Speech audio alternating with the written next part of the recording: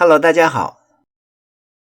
We know 马 means a horse and 虎 means a tiger, but the combination of the two characters as the word 马虎 is nothing to do with horses nor tigers.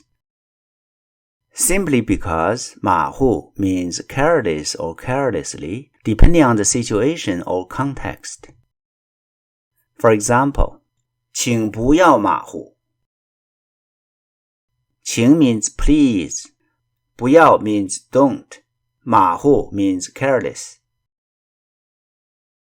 请不要马虎。Next one, 有时候他学习马虎。有时候 means sometimes, 他 means he or him, 学习 means study, and 马虎 here means carelessly. 有时候他学习马虎。好，谢谢大家，再见。